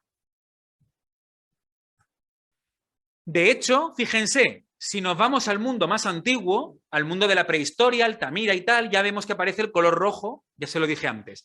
¿Qué significado ha tenido el rojo a lo largo de la historia de la humanidad en los lugares más primitivos? Tribus que siguen con unas formas de vida más primitivas. Los significados son los siguientes. El fluido de la vida de la tierra. Símbolo del padre, del madre y del hombre. Símbolo de la familia. Símbolo del arco iris. Símbolo del amanecer. Símbolo de la regeneración. Símbolo del deseo sexual. Símbolo del poder. Sí, algunos la sangre y algunos la sexualidad, pero hay muchos otros y son muy prevalentes, se encuentran en muchas culturas. Así que depende mucho de la cultura. Fíjense, por ejemplo, escenas eróticas de otras culturas. ¿Dónde está el color rojo? Utilizan colores azules y verdes para las escenas eróticas en estas pinturas que son de China y Japón. De hecho, en China se visten de rojo, pero por ejemplo el funeral es de blanco. Otro ejemplo de cómo los colores pueden variar mucho por razones culturales. En esto insistiré el próximo día. Piensen, voy a intentar ir acabando, porque como ven, esto podríamos continuar y continuar. Otras teorías dicen, que es a donde yo quería ir a orientarme ahora, que en realidad lo que pasa con los colores, y esto es verdad, y es una de las claves, es que los colores tienen que ver con la sinestesia. ¿Qué es la sinestesia? La sinestesia es que todas las percepciones de los diferentes sentidos en el cerebro en última instancia se mezclan. Es decir, que ha habido músicos, me lo he saltado porque veo, ya voy a acabar, ha habido músicos que eran capaces por una sinestesia más aguda de un color relacionarlo con un tipo de sonoridad musical. Esto nos puede parecer raro, ¿verdad? Pero seguramente si yo pongo un tipo de música y les digo ¿a que esta música parece como azul? Podrían decir que sí. Si esto le parece muy misterioso, vámonos a cosas más básicas. Muchas veces que algo esté podrido o malo por el olor, ya lo relacionamos con un tipo de olor. Por ejemplo, el moho azul. Pero fíjense en otra cosa. Hay muchas teorías que dicen que los colores, por ejemplo, la cromoterapia, la teoría New Age, el Feng Shui, dice que los colores provocan una serie de estados anímicos. Esto tiene una parte de verdad. Los lugares de comida rápida utilizan el rojo y el amarillo porque en nuestra cultura lo tenemos ya unido no solamente al peligro, sino también a la excitación, y se ha demostrado que segregan más ácidos gástricos. Es verdad que en nuestra cultura se provoca eso. Sin embargo, ahora los restaurantes de comida rápida están cambiando los colores. ¿Por qué? Porque ahora con la moda de lo verde, la ecología, la comida sana, no queda tan bonito el rojo y el amarillo. Vamos a poner marrones, vamos a poner verdes, la naturaleza, los árboles del bosque. ¿Y saben qué pasa? Que ha aumentado la gente que va a comer a restaurantes de comida rápida. porque ahora se exigía un poco este cambio de look. Así que los colores van modificando tanto su estrategia que es difícil seguirles la pista. Por eso, ¿saben qué ha pasado con muchos pintores? Muchos pintores como Paul Klee directamente ha pasado de todas las teorías de los colores, con lo cual ha ido probando cualquier tipo de combinación de color. Lo mismo otro pintor muy importante, Rothko, probar cualquier tipo de combinación de color sin importarle si esto es violento, no es violento, es pacífico o no. Los seres humanos, además, cada uno de nosotros ve los colores de forma diferente, por genética. Y además, nosotros vemos unos colores y los animales otros. La visión de un perro es diferente a la de un humano, pero es que también la visión de un pájaro es diferente a la nuestra. Pero es que además ocurren más problemas. El 8% de los hombres ven peor los rojos y los rosas que las mujeres. Un 8%. Esto a veces se ha explicado para decir por qué el color rosa ahora se ha ido convirtiendo más en un color más femenino. También es un poco absurdo. El daltonismo lo tiene aproximadamente hasta un 10% de la gente. Diferentes tipos de daltonismo. ¿Por qué el daltonismo se diagnostica en 1793? Porque antes se aprendía, el plátano es amarillo, vale. Este metal es de color verde, vale. Cuando aparecen los pigmentos industriales y el metal lo podemos pintar de verde, rojo, azul, el daltónico decía, no, ese sigue siendo verde, que no que es rojo, que no que es verde, que no que es rojo, se daban puñetazos. Y aquí viene este hombre y dice, ay Dios mío, no nos hemos dado cuenta en toda la historia de la humanidad. Como ahora los colores se los podemos poner lo que queramos, ahora hay mucha gente que se queja y dice que eso es rojo y otro dice que es verde. La mayoría tenemos problemas con la visión. De hecho, el daltonismo tiene en diferentes porcentajes muchísima gente, hasta el punto de que habría que preguntarse hasta qué punto en algunos pintores pequeños daltonismos no influyen en su obra. Hay una obra de Buero Vallejo muy divertida que va de un crítico de arte que es daltónico. Imagínense.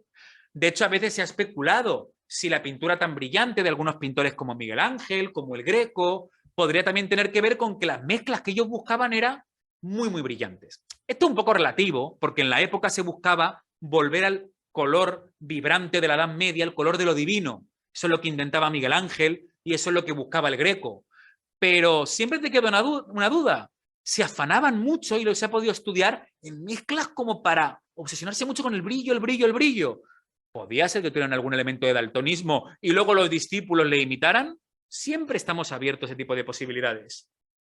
Y ahora encima, en los últimos 10 años, se ha visto que hay un porcentaje mínimo de mujeres que tienen una visión con un cuarto cono en la retina. Es decir, pueden ver más variedades de colores que una persona común. Hay una isla en el Pacífico que, debido a un cierto elemento de entrecruce genético, hace 100 años el 50% eran acromatóxicos. Es decir, solamente veían en blanco y negro. ¿Cuánto habrán influenciado este tipo de cosas la visión del arte y los colores a lo largo de la historia? La clave aquí, vuelvo a repetir, es la sinestesia. Si se hace un experimento en el que un mismo batido se colorea de diferentes colores, la gente te va a decir que el verde tiene un sabor un poco ácido, el rosa tiene un sabor un poquito a fresa. Esto es ciencia. En la sinestesia, los colores los relacionamos con sabores, porque en la naturaleza, ¿qué ocurre también? Las fresas, las bayas tienen un sabor ácido y así, etcétera, etcétera. Así que los colores en nuestra mente también lo asociamos a colores. Todos los helados, los productos que compramos, las mayonesas, incluso el jamón de York, tienen colorantes artificiales porque relacionamos con sabores sanos. A los helados no les haría falta casi ninguno tener un color, la mayoría saldrían blancos o de colores que nos resultaría un poco extraño. Se le pone un colorante porque te resultaría raro tomarte un helado de fresa que no fuera con un color rosáceo. Pero eso es un colorante artificial. Lo mismo pasa, por ejemplo, con los mayonesas. De hecho, la mayonesa en América y aquí es de un color muy ligero y blanco, como significando que en verdad es light. Mientras que en Francia les gusta darle un color amarillento para que se sepa que viene como del huevo de corral, que es una gran tradición francesa. Es con colorantes. Es imposible conseguir que todas las mayonesas tengan el mismo color. Si se hiciera naturalmente, las mayonesas del Mercadona, incluso de una misma marca, todas tendrían colores diferentes. Así que esto nos lleva también a entender por qué en medicina se ha visto que como efecto placebo aspirinas que no tengan ningún efecto, si son rojas y dices que es un estimulante, una gran parte de la gente se lo cree. Si es amarillo, creen que es antidepresivo, y si es verde, creen que es para reducir la ansiedad. Y esto está incluso en estudios, como digo, científicos. A la lata 7-Up, por ejemplo, antes era únicamente de verde. Cuando se le colocó la rodajita amarilla de limón, la gente empezó a decir que tenía un sabor ácido. A mí me pasa. Prueben el 7-Up. Les parecerá como que tiene un ligero sabor ácido. Antes la lata no tenía el amarillo de la rodaja de la mandarina ni del limón. Y la gente decía que sabía refrescante sencillamente. O sea que puede influenciar muchísimo los colores. Conclusión, y con esto acabo. A nivel sensorial, todo se mezcla, con lo cual en los colores les damos características espaciales. Un ejemplo, si esta sala es blanca me parecerá más grande que si es negra. Así que el color tiene espacialidad. Le otorgamos temporalidad. ¿Temporalidad? Lo veremos el próximo día. Si algo es blanco, tendemos a relacionarlo más con lo eterno, que si por ejemplo fuera marrón. Gustativo.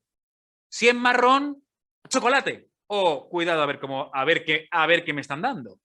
Olfativo, por lo que he dicho de los helados. Sonoro, para muchos la música, para explicarla de una manera literaria, puedo decir, era un sonido azul que me transmitió calma, ¿no?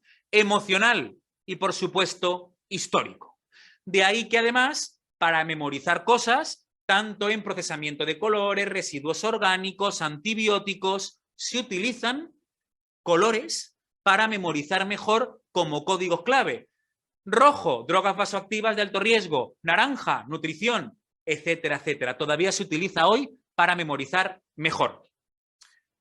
Acabo la conferencia con una conclusión, ¿vale? Porque lo que quiero hoy es que salgamos con un mare magnum de ideas de hasta qué punto los colores es muy difícil atraparlos. Y voy a acabar con una pequeña cosa que quiero que es lo que nos quedemos un poco pensando como tarea para casa. Decimos viejo verde. Decimos estás muy verde. Decimos ser más raro que un perro verde. Decimos estar verde de envidia. Decimos poner verde a alguien. Y decimos chiste verde. Lo que les estoy exponiendo es la teoría de Wittgenstein, una teoría sobre los colores que se opone a todo lo que he dicho en la conferencia hasta ahora. El pobre se murió, ¿eh? Después de 18 meses intentando llegar a la verdad última sobre los colores, se murió diciendo que no sabía por qué se había metido en este lío. Claro, ¿qué dice Wittgenstein? Wittgenstein dice, ¿por qué decimos en español viejo verde, estar verde, perro verde, estar verde de envidia, poner verde? Yo sé que algunos dirán, no me la cueles. Decimos estar muy verde por metáfora con una planta. Vale, bien. ¿Y chiste verde? Porque los ingleses dicen blue joke, chiste azul. ¿Y por qué dices más raro que un perro verde y no más raro que un perro violeta? ¿Qué significa lo que les estoy diciendo? Y el próximo día voy a atacar más por aquí. Que a nivel lingüístico, alguna vez cogemos los colores por una razón histórica. Por ejemplo, se dice viejo verde porque hubo un rey de Francia, que era Enrique IV, que dicen que se vestía de verde cuando iba a ligarse a jovencitas. Ah, bueno, decimos verde por... ¿Cuántos de ustedes sabían esta historia? Y sin embargo podemos decir chiste verde. Sin embargo, ¿qué tendrá que ver el verde con esto? ¿Qué tendrá que ver perro verde con ser un perro raro? ¿Qué tendrá que ver poner verde a alguien con el color verde? Aparentemente nada. A nivel lingüístico y conceptual, Wittgenstein dice que al final nuestra mente utiliza los colores con significados que no tienen que ver nada con el color.